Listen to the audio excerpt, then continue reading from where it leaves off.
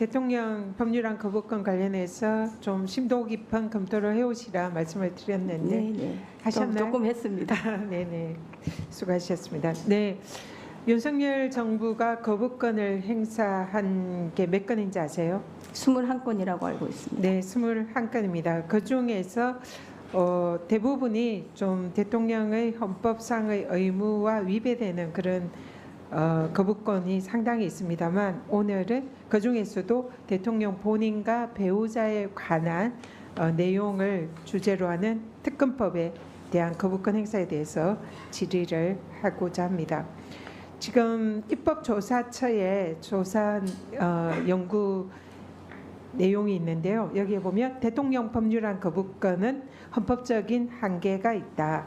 그 내용으로는 첫 번째로 이해 충돌 금지 원칙, 그리고 국회에서의 상권 분립 원칙, 국회를 권한을 존중해야 되는 그런 원칙, 그리고 세 번째로는 대통령의 헌법상의 의무에서 파생되는 한계, 이 세 가지를 들고 있습니다. 그래서 대통령의 법률안 거부권이 헌법에 규정된 헌법상의 권한이지만 이러한 세 가지 정도의 내재적 한계가 있다. 이런 것이 이제 입법조사처의 논문 내용입니다. 네.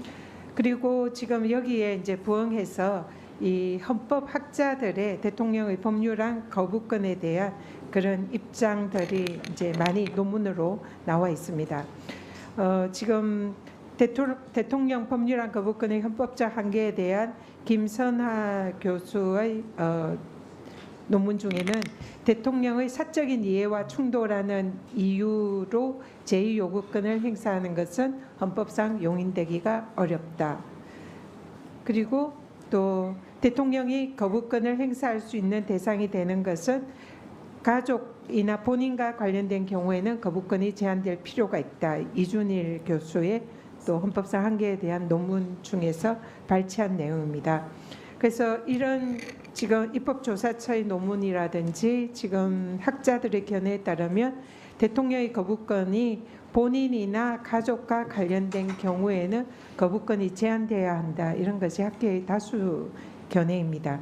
그리고 또 이러한 아까 말씀드린 헌법상의 내재적 한계인 그 이해충돌 금지 원칙을 구체화한 법률이 민사소송법이나 형사소법, 헌재법, 여기에 보면 법관은 본인과 사적 이해관계가 있는 가족이나 배우자 관련된 사안이면 재척이나 회피나 기피하도록 규정이 되어 있습니다. 그리고 국회법에도 국회의원은 사적인 이해관계가 있으면 그에 대해서 회피하도록 규정이 되어 있습니다. PPT를 보시면 됩니다.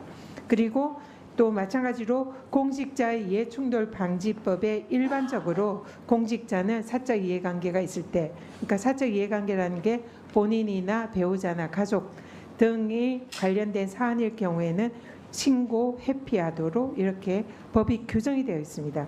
그렇기 때문에 이러한 그 대통령의 법률안 거부권이 아무리 헌법상의 권한이라 하더라도 이는 무소불위의 권한이 아니고 마음대로 그 무한하게 행사할 수 있는 그런 권한이 아니라 일정한 헌법상의 권한의 행사에 한계가 있는 겁니다.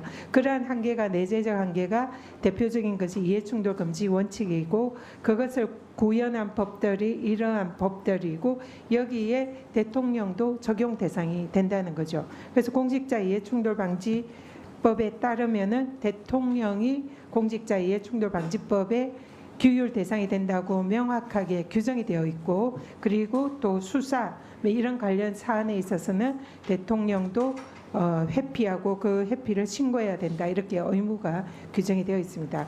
자, 그러면 지금 대통령과 관련돼 있는 특검법인 최혜병 특검법은 아까도 말씀드렸지만 대통령과 대통령실의 수사 외압이 가장 중요한 내용을 구성하고 있는 법이고요.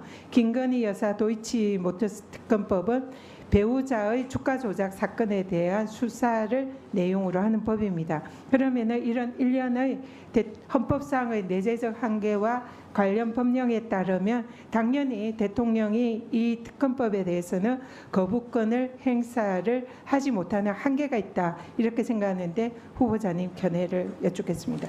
헌법 자체에는 대통령의 제2요구권에 대해서 내재적 한계에 관한 그런 특별한 규정은 없습니다. 다만 이론적으로 내재적 한계라는 것을 다수 의견에서 인정을 하고 있는데 그것이 어떤 방법으로 구현될지 여부에 대해서는 종국적으로 헌법의 해석을 통해서 판단이 되어야 될 것 같고요.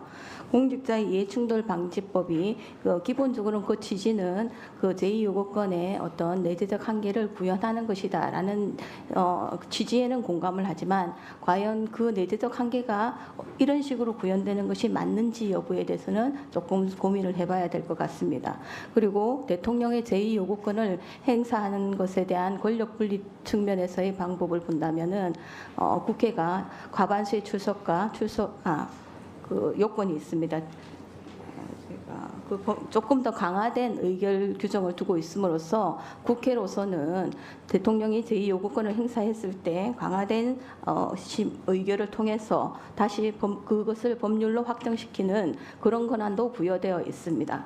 그래서 그 내재적 한계가 과연 그 의원님께서 말씀하시는 그 공직자 이해충돌 방지법인지 여부는 조금 더 만약에 사건화가 된다면 심판 대상으로 고려를 해봐야 될 심도 깊은 검토가 필요하고 해서 결정돼야 될 부분인 것 같습니다.